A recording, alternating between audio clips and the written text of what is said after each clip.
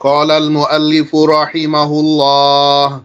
Said the author, may Allah have mercy upon him, al-ijtihad wa taqleed. Ijtihad and taqleed. Ijtihad most literally means great effort. And taqleed means following or mimicking, imitating or fellowship. So ijtihad is the deduction of religious judgment from the religious evidence. Yani, it's a derived verdict. It's a verdict derived by the top scholars. They're called mujtahids. So an ijtihad is a type of verdict. It's a derived one. Al-ijtihad huwa istikhraju al-ahkam التي لم يرد فيها نص صريح لا يحتمل إلا معنى واحدا. Ijtihad is extraction or derivation of rules. Rules that do not have an explicit religious document as evidence. Explicit religious document that only bears one meaning. When the Shaykh says they don't have nassun sarihun la yahtamilu illa ma'nan wahida, they don't have an explicit document that does not bear but one meaning. He was being hyperbolic here. That is hyperbolic. That means here, that's the point of his redundancy. He's being redundant here. Yani, he's repeating himself because he said, Lam yarid fiha nassun sarih. Here, this means it doesn't have any explicit text. What does explicit text mean? Explicit text means doesn't have more than one meaning. But then right after that, he said, La yahtamilu illa ma'nan wahida. It doesn't bear but one meaning. So he basically said the same thing twice. So then that's to be emphatic. فَالْمُجْتَهِدُ مَنْ لَهُ أَهْلِيَةُ ذَلِكَ.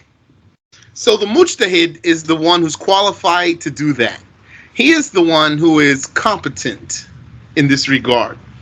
بأن يكون حافظا لآيات الأحكام وأحاديث الأحكام.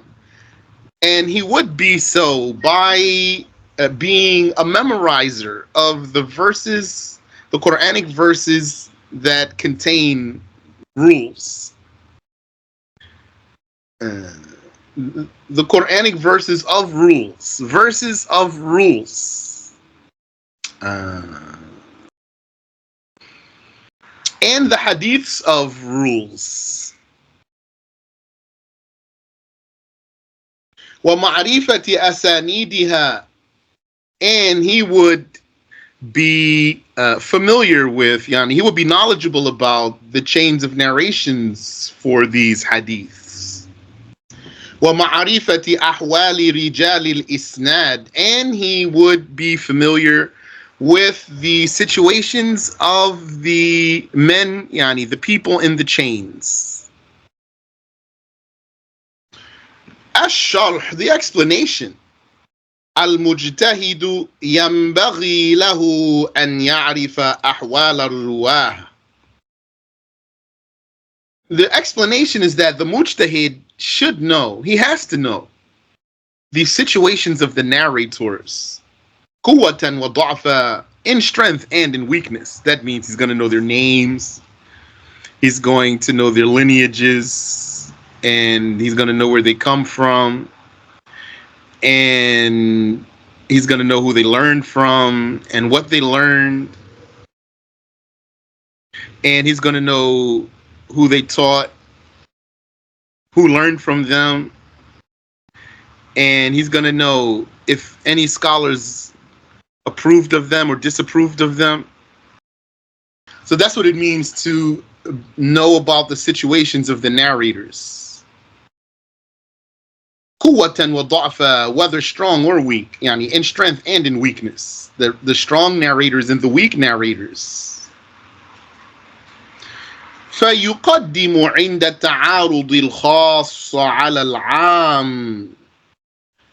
And then, When he comes across two texts that seem to conflict with each other, and they don't really conflict with each other, but it seems that they do, and therefore he has to put them together,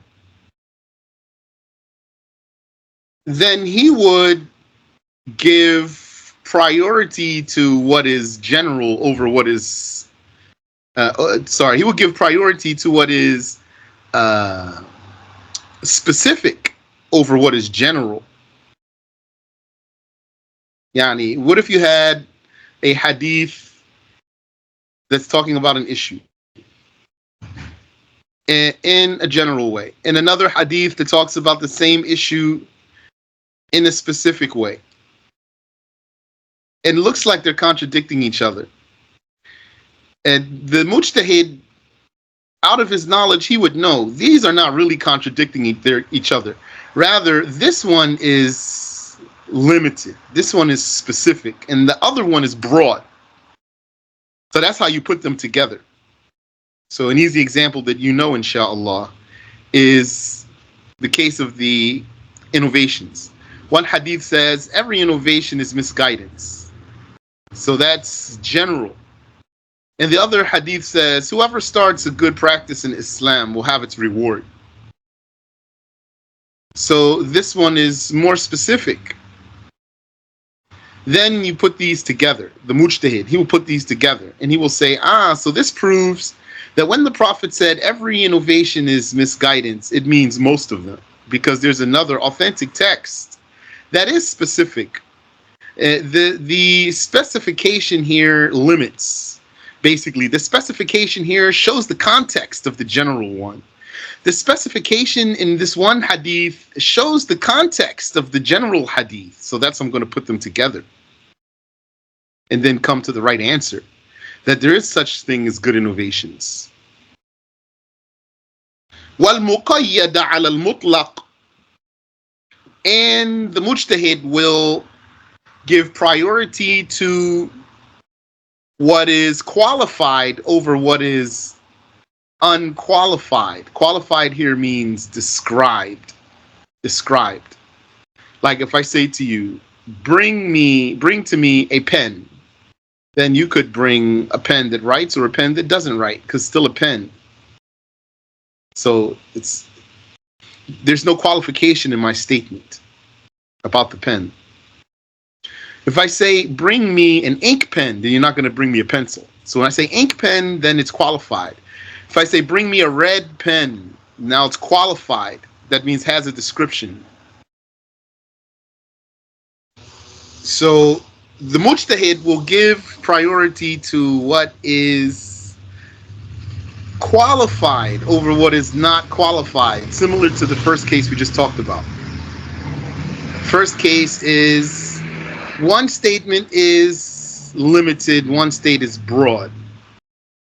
So the limited one gives the context for the broad one. Then that means the broad one's really going to be limited by the limited one. And same thing here. Sometimes you have something that's unqualified, that means open. Doesn't have a particular description. Like if there's an ayah that commands the freeing of a slave.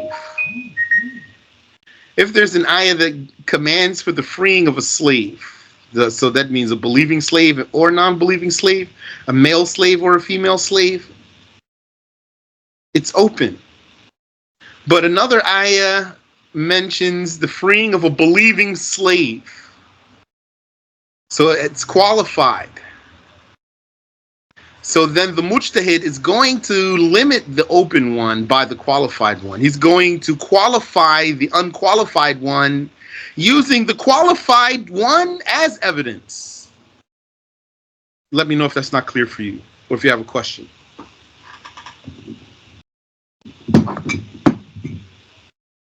وَالنَّصَّ عَلَى الظَّاهِرِ. And the Mujtahid will give priority to what is explicit over what is apparent. Explicit means doesn't have any other meaning. Apparent means it has more than one meaning, even though one of its meanings seems to be the meaning. Seems to be. It's the meaning that jumps out at you. One of its meanings is the one that stands out. So that's what it seems to mean, but it could mean, according to the language, something else. So he will give priority to an explicit text over an apparent one, yani a seeming one. وَالْمُحْكَمَ عَلَى الْمُتَشَابِهِ, and he gives priority to the explicit verse. Explicit, I'm going to translate that. Over the mutashabih. So I said nas, and I said muhkam.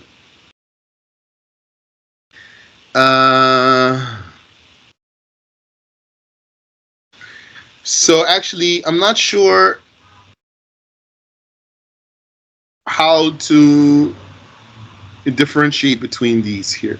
So the Shaykh says right here, the Mujtahid will give priority to the nas, explicit, over the zahir, the apparent, what appears. Explicit means can only have one meaning. Apparent means has more than one meaning, but one of its meanings stands out. So explicit has priority over apparent. Okay. Then he said, and the muhkam. Now usually we say muhkam means explicit. That's the one that has only one meaning. Over the mutashabih, mutashabih has more than one meaning. In this case, when we say the muhkam over the mutashabih, it's going to be like when you say laysa kamithlihi shay. Nothing is like him in any way. This is muhkam, explicit. So when you come across another ayah like Ar-Rahman wa ala al-arshi istawa, you're not going to say istawa means he sat on the throne, or something else that contradicts the explicit verse, because this second one is susceptible to more than one meaning. So whichever of its meanings is the meaning, it can't be the one that contradicts the one that only has one meaning. Laysa kamithlihi shay, nothing is like him. So the nas ala zahir, and what I remember from the explanation of Al-Waraqat is that he explained nas and zahir similar to what we're saying right now about muhkam and mutashabih. So if there's more of a way to explain the difference between these two sets of words here, if there's more elaboration on how to explain how these two sets of words mean something different from each other, I don't have that. So let's continue here. وَالنَّاسِخَ وَالْمُتَّصِلَ وَالْقَوِيِّ عَلَى مُقَابِلِهِ. And the Mujtahid will give priority to the abrogating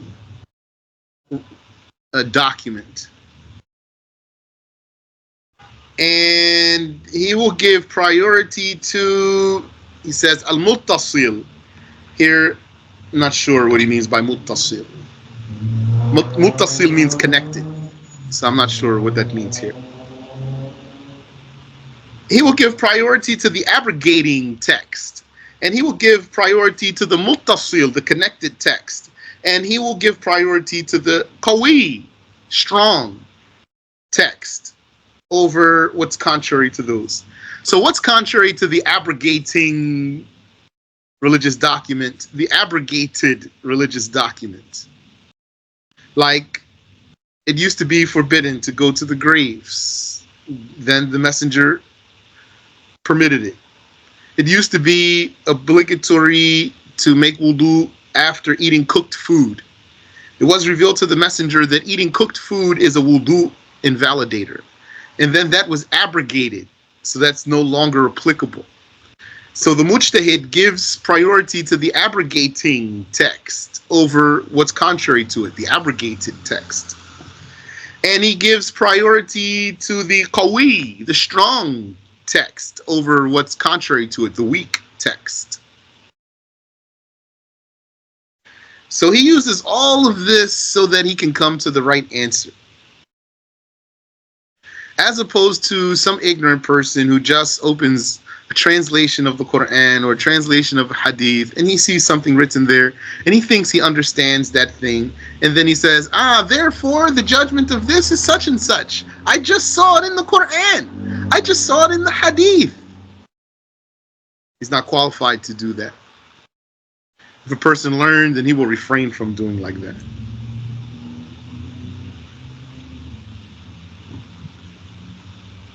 If a person didn't learn, he won't refrain from doing like that, and he'll dispraise you for doing it too, for holding back. والاجتهاد هو استخراج الأحكام التي لم يرد فيها نص صريح لا يحتمل إلا معنى واحدا من الكتاب والسنة. And so ijtihad, it is the extraction of rules that do not have an explicit religious document to prove them from the book or the sunnah, the Quran or the hadiths. وَأَمَّا مَا وَرَدَ فِيهِ نَصٌّ صَرِيحٌ, but concerning anything that did have an explicit religious document, an explicit ayah from the Quran, an explicit authentic hadith from the Prophet alayhi salatu wassalam,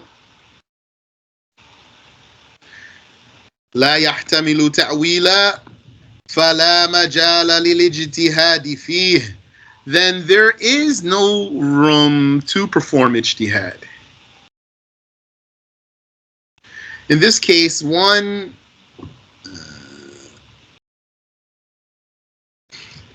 cannot perform ijtihad because he has the religious evidence that proves the issue. You make ijtihad when you don't have a definitive evidence.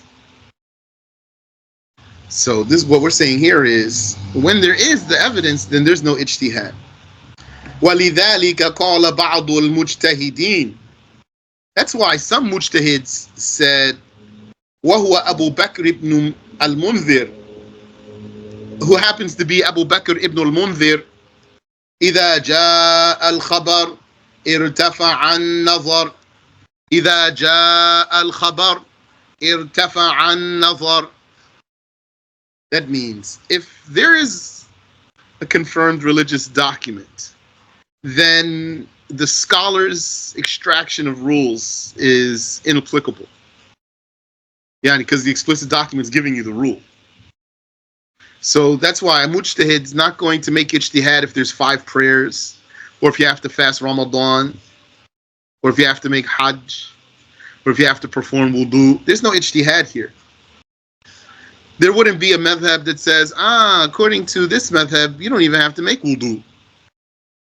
There's no way. Because you can't make ijtihad when there is a religious document that gives the rule. يعني بالخبر النص القرآني والنص الحديثي. What Ibn al-Mundhir meant by this word khabar here, so if I translate what he said as literally as I can, إذا جاء الخبر, when news came, ارتفع النظر, then investigation is inapplicable. Still slightly rough translation.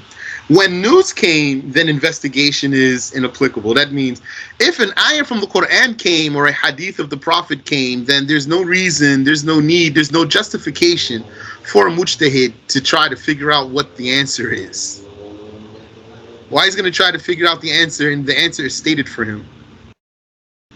وَالْمُجْتَهِدُ يَكُونُ حَافِظًا لِآيَاتِ الْأَحْكَامِ. And the mujtahid would be a memorizer of the verses about rules. وَهِيَ خَمْسُمِئَةٌ, and there are 500 of them. وَأَحَادِيثِ الْأَحْكَامِ, and the mujtahid will be knowledgeable, he will be a memorizer of the hadiths of rules. وهي 500, and there are also 500 of those. وهي التي ذكر فيها أحكام شرعية ليس التي هي قصص أو وأخبار. These are the verses and hadiths that have religious rules in them, religious judgments, not the ones that are stories. That doesn't mean, though, that some story that's in the Quran doesn't contain a rule. It might contain a rule. Depends on the words of the text. Said the author, may Allah have mercy upon him, وَمَعَ إِتْقَانِ اللُّغَةِ الْعَرَبِيَّةِ, and the top scholar, the Mujtahid, would have mastery of the Arabic language.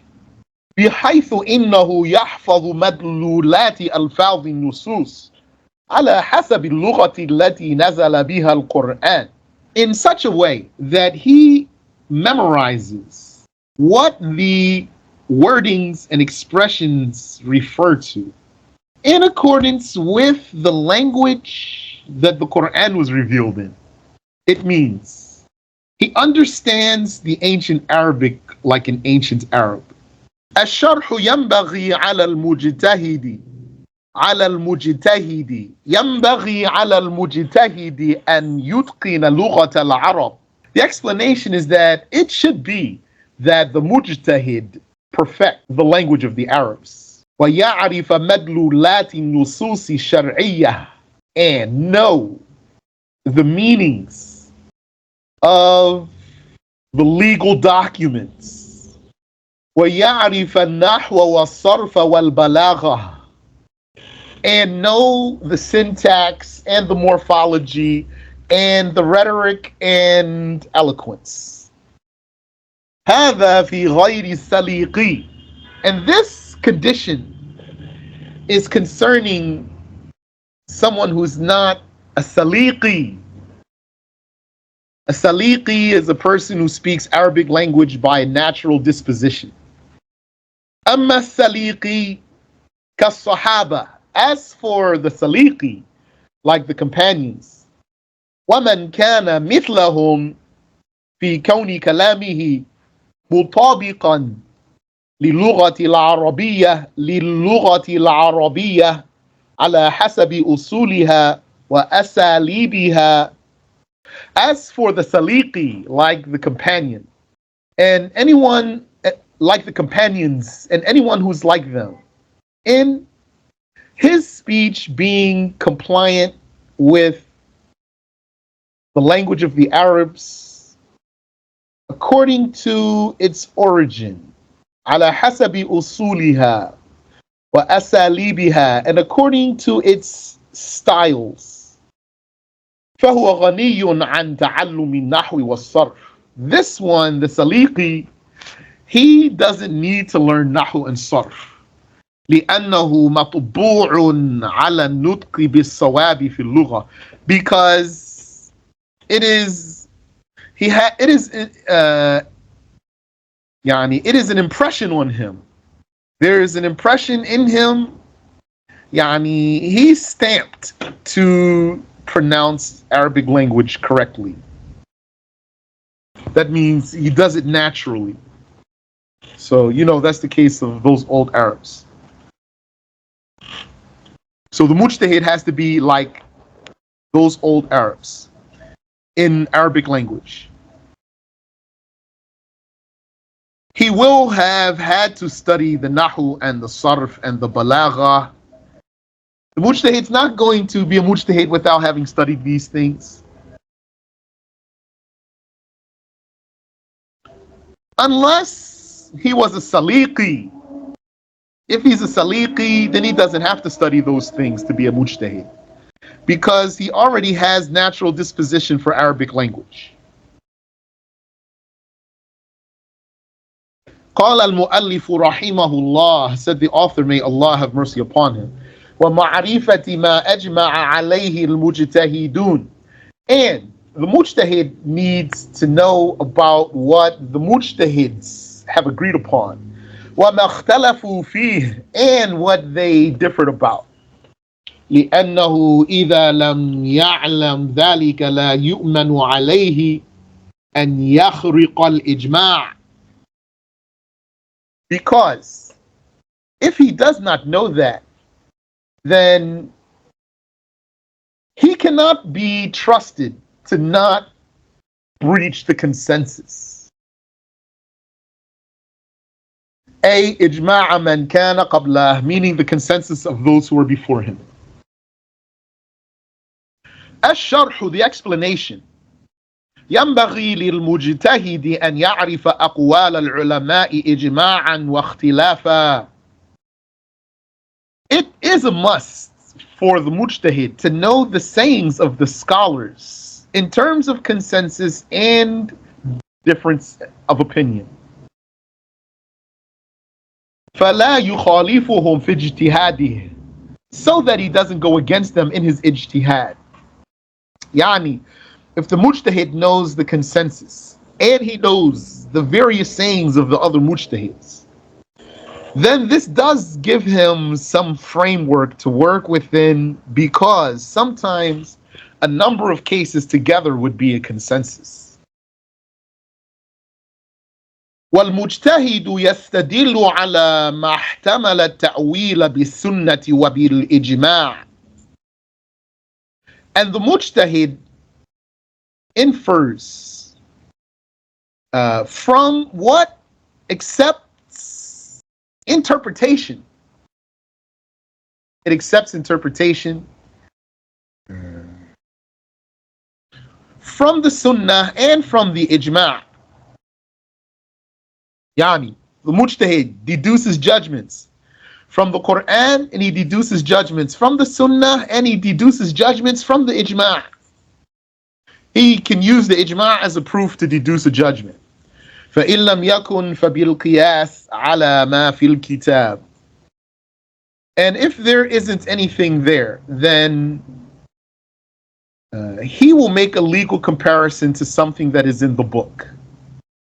فَإِن لَمْ يَكُنْ فَبِالْقِيَاسِ عَلَى مَا فِي السُّنَّةِ. If there isn't anything, then he makes legal comparison to something in the Sunnah. فَإِن لَمْ يَكُنْ فَبِالْقِيَاسِ عَلَى مَا اتَّفَقَ عَلَيْهِ السَّلَفُ. And if there wasn't anything, then he makes a legal comparison to something that the Salaf agreed upon. وعلى ما اتفق عليه السلف وإجماع الناس. So if there wasn't anything there in the Sunnah, he would make a legal comparison to something that the Salaf agreed upon. The agreement of the consensus of the people. That's how that sentence reads for me. فَبِالْقِيَاسِ عَلَى مَا اتَّفَقَ عَلَيْهِ سَلَفُ وَعَلَى مَا اتَّفَقَ عَلَيْهِ إِجْمَاعُ النَّاسِ. I don't see why that Dhamma is there. It's connected to there by the harf ataf. وَلَمْ يُعْرَفْ لَهُ مُخَالِفٌ. يعني, I get the impression it should be kasra here. فبالقياس على ما اتفق عليه سلف وعلى إجماع الناس. Then goes back to على. ولم يعرف له مخالف. So, if there wasn't anything in the Sunnah, then he would make a qiyas from something that the Salaf agreed upon. And the consensus of the people. Or it is possible to make a taqdir here. يعني فإن لم يكن فبالقياس على ما اتفق عليه السلف. If there's nothing there in the Sunnah, then by making a qiyas from something that the Salaf agreed upon. وهو إجماع الناس. هو is valid to make taqdir here. وهو إجماع الناس. That is the consensus of the people. ولم يعرف له مخالف. And no dissension was known for this. ولا يجوز القول في شيء من العلم إلا من هذه الأوجه. And it is not permissible to say anything about the knowledge but through these ways. ولا يكون صالحا لأن يقيس حتى يكون عالما بما مضى قبله من السنن وأقوال السلف وإجماع الناس واختلاف العلماء. And one would not be qualified to make a legal comparison until he becomes a scholar about the past traditions, yani the hadiths, and the sayings of the salaf, the sayings of the scholars, the statements of Abu Hanifa, Shafi'i, Malik, Ahmad, Awza'i, the two Sufyans, and Fulan, and the consensus of the people, until he's a scholar about the consensus of the people, and he's a scholar about the difference of opinion of the scholars. وَلِسَانِ الْعَرَبِ, and until he's a scholar of the tongue of the Arabs. وَيَكُونَ صَحِيحَ الْعَقْلِ, and unless he is a genius, لِيُفَرِّقَ بَيْنَ الْمُشْتَبِهَاتِ, so that he could decipher, yani sift through, distinguish the difference between fine things. وَلَا يَجْعَلُ وَلَا يَعْجَلُ, and he doesn't rush. Subhanallah. That's an interesting sentence right there, because I wanted to keep going, and this actually is its own, should stop there. وَلَا يَعْجَلُ, and he doesn't rush. وَيَسْمَعُ مِمَّنْ خَالَفَهُ, and he listens to who opposes him. He listens to who has contrary view. That's what maybe most of the people lack. Subhanallah, is very important. لِيَتَنَبَّهَ بِذَلِكَ عَلَى غَفْلَةٍ إِنْ كَانَتْ, so that by that he could catch any blunder, if there were something he missed. غفلة, heedlessness. وَأَنْ يَبْلُغَ غَايَةَ جُهْدِهِ, and until he exerts his maximum effort. He won't be a mujtahid, he won't be qualified to make qiyas until he exerts his maximum effort. وَيُنْصِفَ مِنْ نَفْسِهِ, barakallahu feek, and he's honest with himself. حَتَّى يَعْرِفَ مِنْ أَيْنَ قَالَ مَا قَالَ, so that he knows where he got what he's saying. He's not deluding himself. He's not following a whim.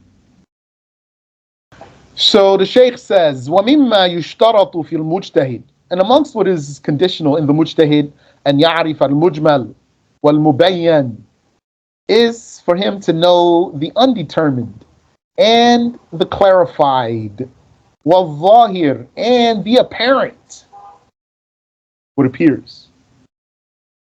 وَالْمُجْمَلُ مَفْتَقَرَ إِلَى الْبَيَانِ, so the undetermined is what needs clarification. وَالْبَيَانُ هُوَ إِخْرَاجُ الشَّيْءِ مِنْ حَيِّزِ الْإِشْكَالِ إِلَى حَيِّزِ التَّجَلِّي, and clarification is taking something out of the scope of ambiguity into the scope of clarity, elucidation. أي الظهور والوضوح, meaning conspicuousness and obviousness. وأما الظاهر فهو ما احتمل أمرين, and as for the apparent, that is defined as what could possibly be one of two matters. أحدهما أظهر من الآخر, but one of those two matters is more seeming than the other. وَيُؤَوَّلُ الظَّاهِرُ بالدليل ويسمى الظاهر بالدليل. Now, so what does that mean? The zahir is what could possibly be one of two ways.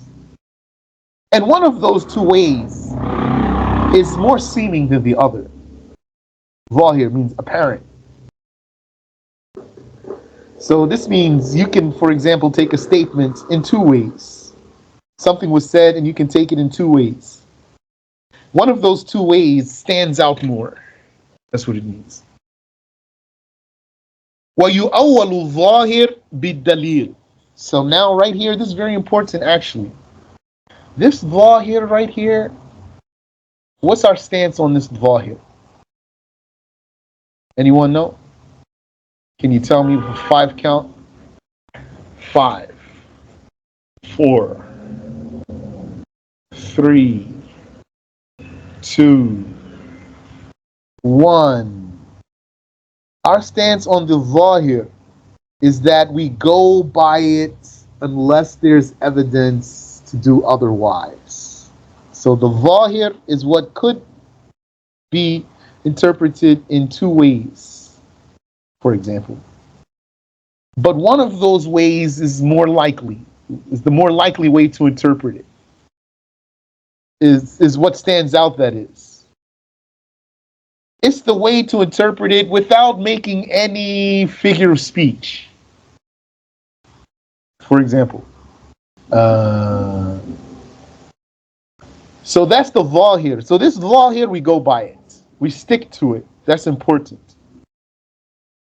So, for example, what did we learn about the case of prophets committing sins? The majority said that it's possible for prophets to commit small sins that do not display low character. And it's impossible that they would commit small sins that do display low character, or major sins, or blasphemy. Why they said that? Because Allah says, وَعَصَى Adam. Adam disobeyed. وَاسْتَغْفِرْ لِذَنْبِكَ. Repent for your sin, O Muhammad. وَالَّذِي أَطْمَعُ أَنْ يَغْفِرَ لِي خَطِيئَتِي يَوْمَ الدِّينِ. God is the one whom I hope He will forgive my sin on Judgment Day. That's what Abraham said.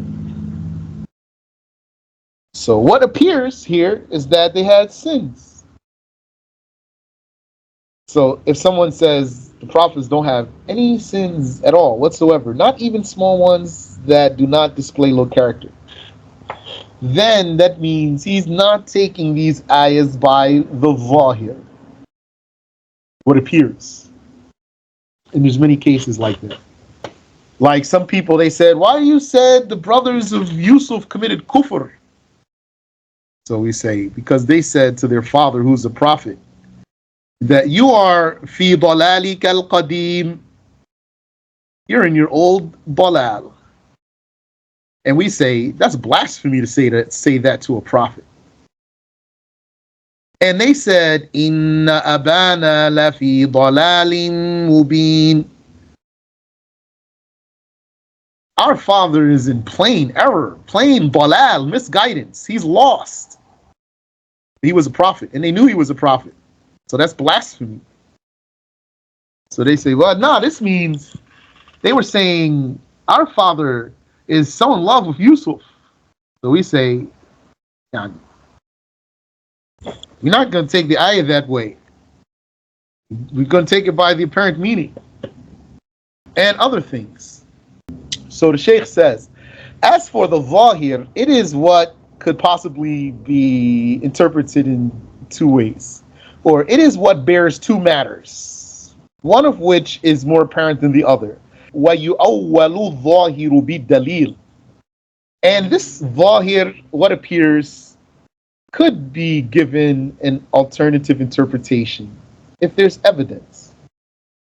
Yes, that's what we say. If you have evidence, then we're going to go away from what appears. If you don't have evidence, we're not going to go away from what appears. So, in many cases, a reason why a saying is going to be a weaker saying is because it's not what appears from the religious text. For example, what appears from the religious text is that faith increases. Allah says in the Quran, زَادَتْهُمْ إِيمَانًا, it increased them in faith. So, what didn't some scholars say? Faith does not increase or decrease. Does faith increase and decrease, or does not increase or decrease? One of those two sayings, by virtue of complying with what appears in the Quran, is stronger, which is that faith increases and decreases. وَيُؤَوَّلُ الظَّاهِرُ بِالدَّلِيلِ. So what appears would be given an alternative interpretation if there's evidence. وَيُسَمَّى الظَّاهِرَ بِالدَّلِيلِ. And then it would be called what appears with evidence, or what appears by evidence. مِثْلُ قَوْلِهِ تَعَالَى, like what God said, exalted is He. وَالسَّمَاءَ بَنَيْنَاهَا بِأَيْدٍ. And the sky, we built it. Bi-aid, with aid. A bi-quwwah. And aid here means quwwah, power. We built it with power means we created it by power. That's the 47th verse of Surah Al-Dhariyat. فَإِنَّ ظَاهِرَهُ جَمْعُ يَدٍ. He says, what appears is that this is the plural of yad. وَهُوَ مُحَالٌ فِي حَقِّ اللَّهِ تَعَالَى. And that's impossible in reference to God. Yad, yani, which in a literal sense means hand, which is an organ. And that's impossible for God to be attributed to God. فَصُرِفَ عَنْهُ إِلَى مَعْنَى الْقُوَّةِ. And so it was diverted from that interpretation to the meaning of power. بِالدَّلِيلِ الْعَقْلِيِّ الْقَاطِعِ. By the definitive intellectual evidence. كَمَا يُعْرَفُ ذَلِكَ بِالنَّصِّ الْقُرْآنِيِّ الصَّرِيحِ. As that's known by the explicit Quranic text. كَقَوْلِهِ تَعَالَى. Like when God said, لَيْسَ كَمِثْلِهِ شَيْءٍ. Which means, unlike Him, is there anything? Yes, so that's what the Shaykh said about this ayah. That aid here apparently is the plural of yad, but he didn't go into details. There is some important talk that goes with this ayah here. And others, they don't agree with what the Shaykh said here. They say a different saying. They say aid is not the plural of yad here. They say aid means quwwah, power. What's the Shaykh saying? He's saying here aid appears to be the plural of yad, and an organ is impossible to be attributed to Allah. And so we're going to give it an alternative interpretation. We're going to say here it means power. So if one wanted to translate that literally, then according to that it means the Shaykh is saying, as if it's saying, the sky, we built it with hands, and hands means power. But some scholars, they said aid is not the plural of yad. It has its own source. Yani, it is its own source. Ada ya'idu aida, aid. They said aid. This word in Arabic means quwwah, power. It's not the plural of yad. That's just a word, aid. So, وَالسَّمَاءَ بَنَيْنَاهَا بِأَيْدٍ. And the sky, we built it with power. So know that, because the Wahhabis know what I just told you. And if you bring this ayah to argue with the Wahhabi, then he's going to tell you what I just told you. And then, that makes you not look good. So don't use that example, although this is what the Shaykh says here. What the Shaykh said here is fine. And in a debate, use a different ayah. قال المؤلف رحمه الله, said the author, may Allah have mercy upon him. ويشترط فوق ذلك شرط. And there's a condition above that. وَهُوَ رُكْنٌ عَظِيمٌ فِي الْإِجْتِهَادِ. And it is a major integral for ijtihad. وَهُوَ فِقْهُ النَّفْسِ. It is genius or prodigious genius. It is prodigious genius. A قوة الفهم والإدراك, meaning strength of comprehension in realization. وتشترط العدالة, and trustworthiness is a condition. But don't take that wrong. Some of the students took that wrong. Trustworthiness is not a condition for someone to be a mujtahid. It is possible that a person could be a mujtahid and a major sinner at the same time. It's not impossible, but it's unusual. Usually, if someone reached that level of knowledge, he'll be pious. But it is possible for someone to have that level of knowledge and not be pious. He is still a mujtahid, but it wouldn't be permissible to take his ijtihad. وَهِيَ السَّلَامَةُ مِنَ الْكَبَائِرِ. And this trustworthiness is being safe from major sins. وَمِنَ الْمُدَاوَمَةِ عَلَى الصَّغَائِرِ. And from being accustomed to small sins. بحيث تغلب على حسناته من حيث العدد. Such that those small sins outnumber his good deeds. Ash-SharH, the explanation. ليس كل مسلم يستطيع أن يستخلص علم الدين من القرآن والحديث مباشرة. Not every Muslim is capable of extracting the knowledge of the religion from the Quran and the Hadith directly. لأن القرائح تختلف. Because the mental capacities vary. I'm not exactly sure how to translate قرائح. That translation is by context. هذا ذكاؤه أقوى من هذا وهذا ذكاؤه أقوى من هذا. This one, his intelligence is stronger than that one. And that one, his intelligence is stronger than this one. وَهَذَا بَلِيدٌ وَهَذَا أَبْلَدٌ. And this one is dumb and this one is dumber. وَهَؤُلَاءِ الْأَئِمَّةُ الْمُجْتَهِدُونَ كُلُّهُمُ اللَّهُ تَعَالَى أَعْطَاهُمْ قَرَائِحَ قَوِيَّةً أَذْهَانًا قَوِيَّةً. And those mujtahid imams, all of them, Allah gave them powerful minds, mighty intellects. Subhanaka Allahumma wa bihamdik, ashhadu an la ilaha illa anta astaghfiruka wa atubu ilayk.